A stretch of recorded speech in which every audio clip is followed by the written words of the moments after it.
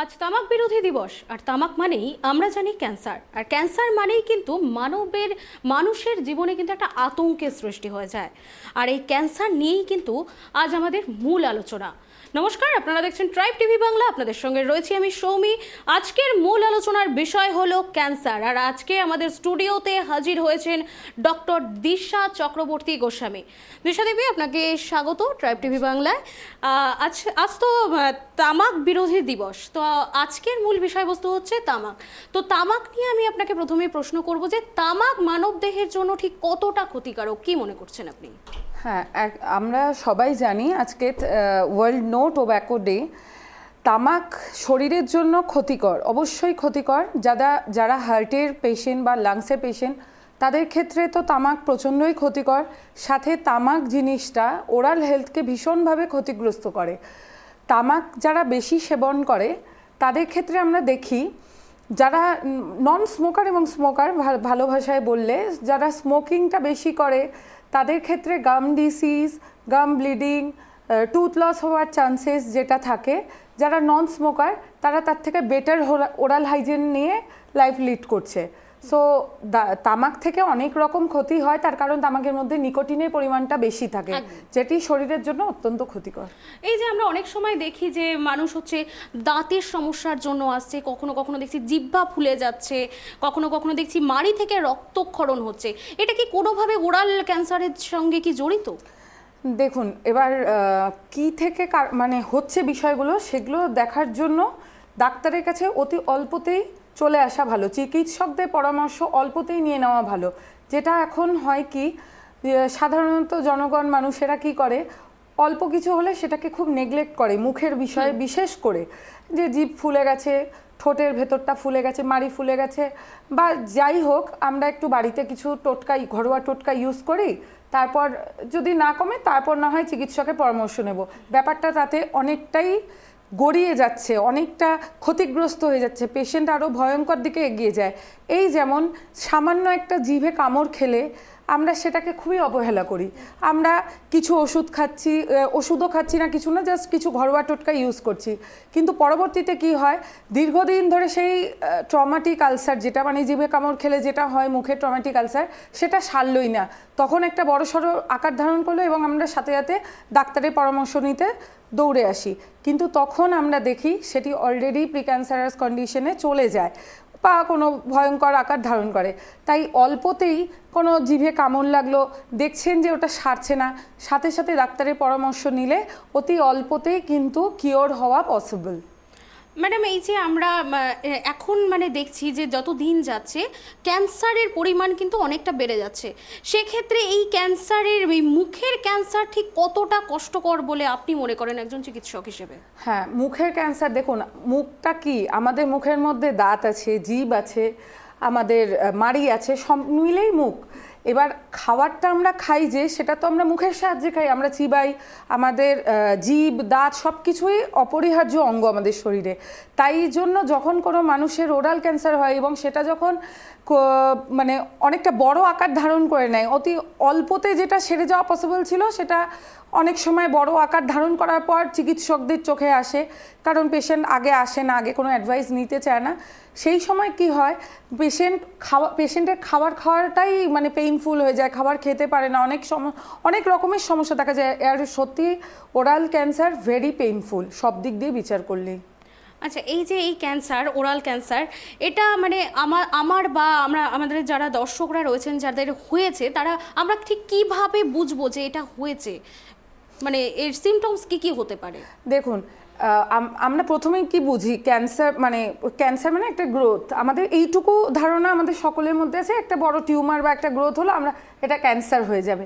সেরমই মুখে কোনো রকম যদি দেখেন কোনো গ্রোথ আছে বা কোনো রকম আলসার বা মুখে কোনো রকম সাদা বা লালচে প্যাচ টাইপের, জেনারেলি কি হয়, ওরাল ক্যান্সারটা প্রাইমারিলি আমাদের রুফ অফ দ্য মাউথ, আমাদের প্যালেট, সফট প্যালেট যেগুলো মুখের আছে আমাদের, সেই সব জায়গাতেই কিন্তু প্রাইমারিলি পাওয়া যায়। তো এবার কি হচ্ছে, অনেক সময় সাদা বা ধূসর বর্ণের প্যাচ বা লালচে প্যাচ, এগুলো যদি আয়নার সামনে যখন মুখটা দেখছেন তখন যদি দেখেন যে এরকম একটা আমার সাদা রঙের প্যাচ হলো বা লাল রঙের প্যাচ, একটা মানে আনইউজুয়াল চেঞ্জ আসলো মুখে, সাথে সাথে একটু ডাক্তারের সাথে কনসাল্ট করে নিন।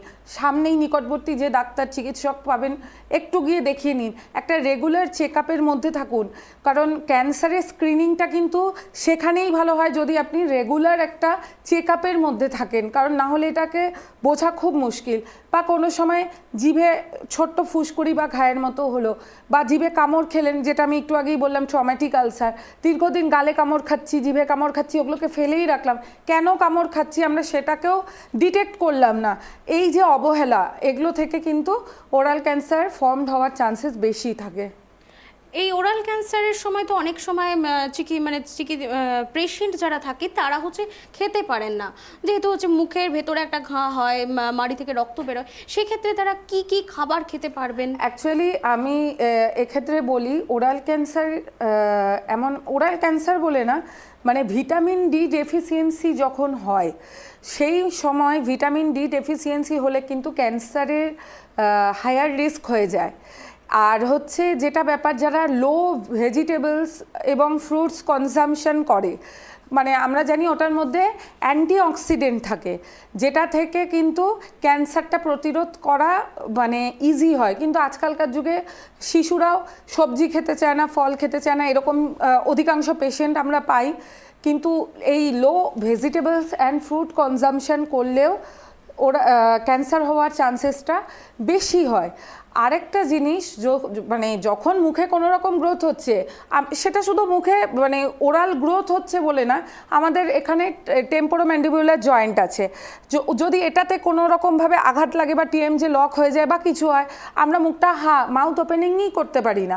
সেক্ষেত্রে আমরা পেশেন্টকে ওইভাবেই বলি যে আপনি স্পুন ফিডিং করুন।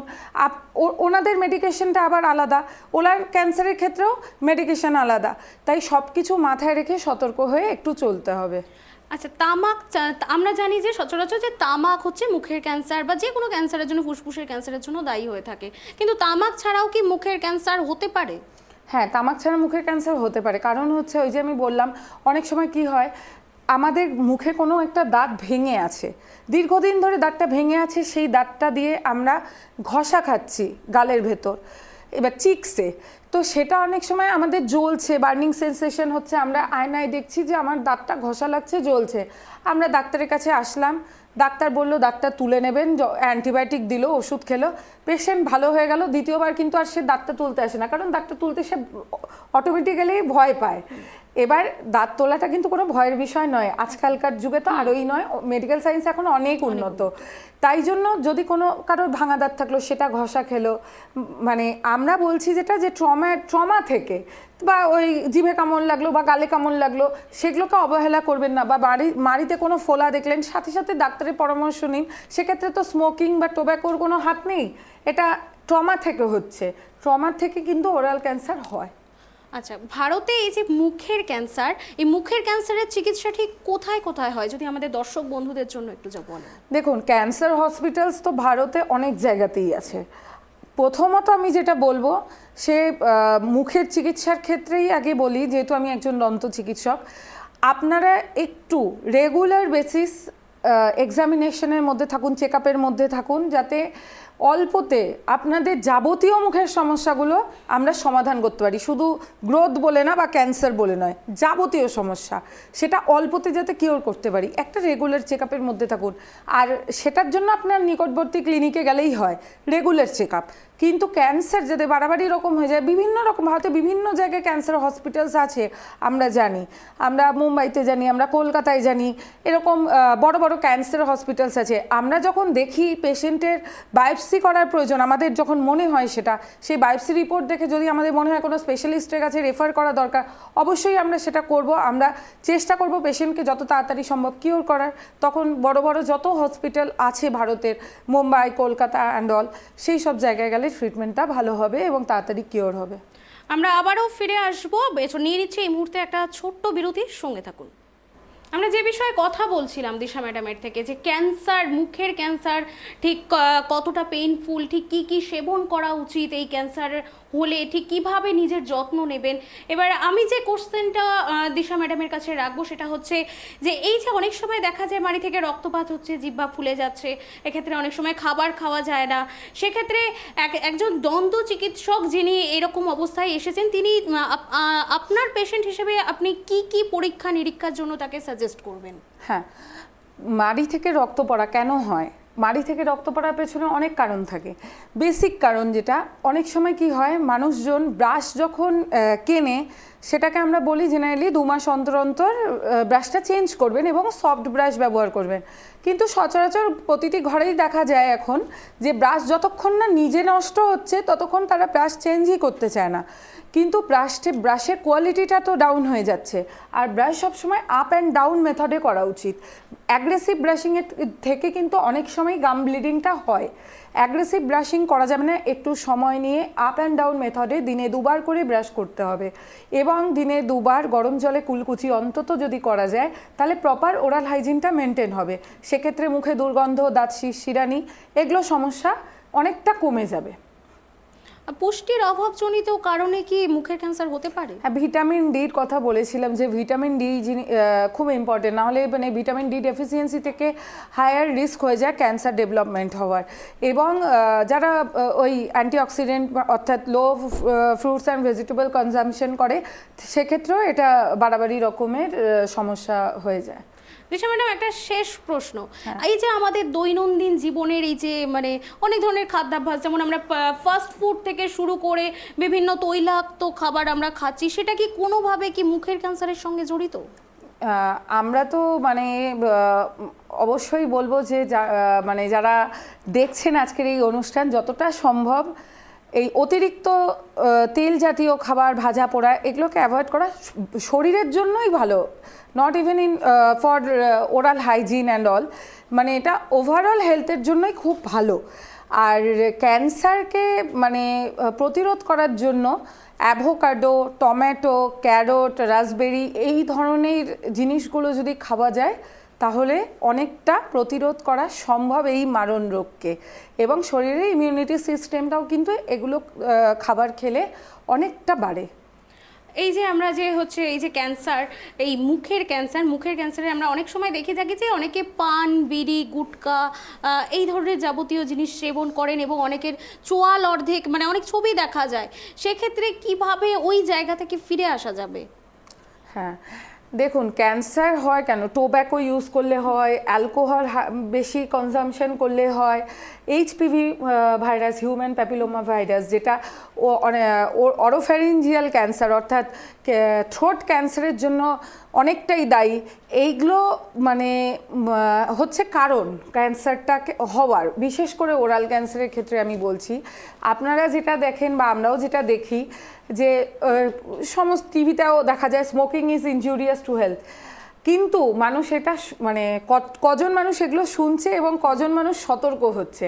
আজকে ওয়ার্ল্ড নো টোব্যাকো ডেতে আমরা এই সতর্কবাণী প্রচার করতেই এসেছি যে যেটা দেখাচ্ছে সেগুলো নিজের লাইফেও কিন্তু অ্যাপ্লাই করতে হবে। যে টোব্যাকো ইউজ, অ্যালকোহল ইউজ, পান, বিড়ি, গুটকা, সিগারেট এগুলোতে টুথ স্টেইনিং বলুন বা টুথ ডিকে বলুন, টুথ লস বলুন, হ্যালিটোসিস অর্থাৎ মুখে দুর্গন্ধ বলুন, তাহলে আরও বেশি দিন ভালোভাবে থাকা যাবে।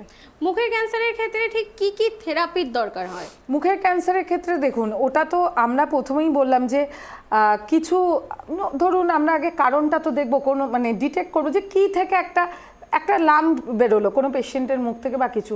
কি হয়, অনেক সময় তো হয় যে মুখের ক্যান্সার জিভের সাইডে বা জিভের নিচে এগুলো দিকেও দেখা যায়। শুধু তো মানে মাড়িতে হলো বা কিছু গালে কামড় খেলাম ওইখানে ক্যান্সার হলো এমন না, জিভেও অনেক সময় হয়। সেক্ষেত্রে কি হয়, আমরা প্রথমে ডিটেক্ট করবো কী থেকে হলো। তো যদি দেখা যায় যে কোনো ভাঙা দাঁত আছে সেটাকে তুলে নিলাম, বা তারপর আমার মনে হলো পেশেন্টকে বায়োপসিতে পাঠানোর দরকার, বায়োপসি করলাম। বায়োপসি দেখে যদি রিপোর্টটা দেখে যদি ফিল হলো যে না, ওনাকে এখন সেরকম স্পেশালিস্ট কারো কাছে রেফার করা দরকার, ডেন্টিস্টের যদি সেটা ফিল হয় যে ওনাকে এখন কোথাও রেফার করা দরকার, তখন তারা তাকে সেই রকমভাবে পরামর্শ দেবে। সমস্তটাই ডিপেন্ড করছে ওনার সমস্ত শারীরিক কন্ডিশন, ওনার রিপোর্টস, এগুলোর উপর। অনেক সময় এই যে আপনি বায়োপসির কথা বললেন, যে বায়োপসি করলেই অনেকের ধারণা, অনেক পেশেন্টের, যে বায়োপসি করা মানেই হচ্ছে ক্যান্সার হয়ে যাওয়া। এক্ষেত্রে কি বলবেন, এটা কতটা ভুল? এটা কিন্তু খুব ভুল ধারণা। মানে একটা আমরা পরীক্ষা করছি, তার রিপোর্টটা যে নেগেটিভই আসবে সেইভাবে ভেবে চললে কিন্তু হবে না। এটা উনি খুব ভালো একটা আমাকে প্রশ্ন করলেন। বিশেষ করে যখন গ্রামের দিকেও ক্যাম্প করতে যাই, শুনি মুখে একটা ঘা হয়েছে ছোট্ট, হয়তোবা সেটা মানে প্রি ক্যান্সারাসও নয়, কিন্তু এসেই বলছে ডাক্তারবাবু আমি কতদিন বাঁচবো। এই ভয়গুলো রাখলে কিন্তু চলবে না, ভয় পেলে কিন্তু ক্ষতিটাই বেশি হবে।